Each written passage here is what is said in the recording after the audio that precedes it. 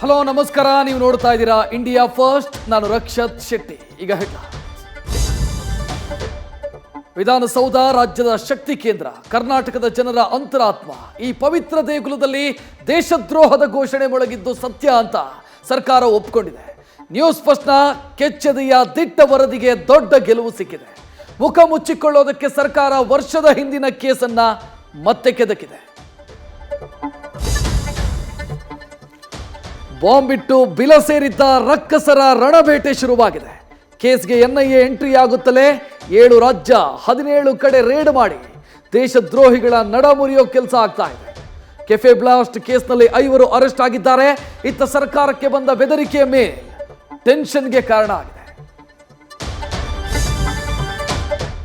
ಇದು ಡಿಸಿಎಂ ಡಿಕೆಶಿಯ ಭವಿಷ್ಯದ ಮಹತ್ವಾಕಾಂಕ್ಷೆಗೆ ಸಿಕ್ಕ ಅತಿ ದೊಡ್ಡ ಜಯ. ಅಕ್ರಮ ಹಣ ವರ್ಗಾವಣೆ ಕೇಸ್ನಲ್ಲಿ ಸುಪ್ರೀಂ ಕೋರ್ಟ್ ಬಿಗ್ ರಿಲೀಫ್ ಕೊಟ್ಟಿದೆ. ಆದಾಯ ತೆರಿಗೆ ಕಾಯ್ದೆಯ ವ್ಯಾಪ್ತಿಗೆ ಬರೋ ಕೇಸು ಅಂತ ವಜಾ ಮಾಡಿದ್ದು ಸರ್ವೋಚ್ಚ ತೀರ್ಪಿಗೆ ಡಿಕೆ ಸಾಷ್ಟಾಂಗ ನಮಸ್ಕಾರ ಹೇಳಿದ್ದಾರೆ. ಬಿಸಿಲಿನ ಧಗೆ ಕೆಂಡದಂತ ಜಳ. ಮಳೆಗಾಲಕ್ಕೆ 100 ದಿನ ಕಾಯಬೇಕು, ಆದರೆ ನಲ್ಲಿಯಲ್ಲಿ ಹನಿ ನೀರು ಕೂಡ ತೊಟ್ಟಿಗ್ತಾ ಇಲ್ಲ. ಬೆಂಗಳೂರು ಸೇರಿ ರಾಜ್ಯದ ಪ್ರತಿ ನೆಲವೂ ಕೂಡ ಜೀವ ಜಲಕ್ಕಾಗಿ ಪರಿತಪಿಸ್ತಾ ಇದೆ.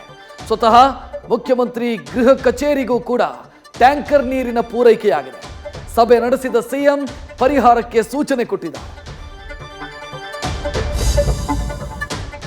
ಇಂದ್ರನ ಒಡ್ಡೋಲಗವೇ ಜಾಮ್ನಗರದಲ್ಲಿ ಧರೆಗಿಳಿದಿತ್ತು.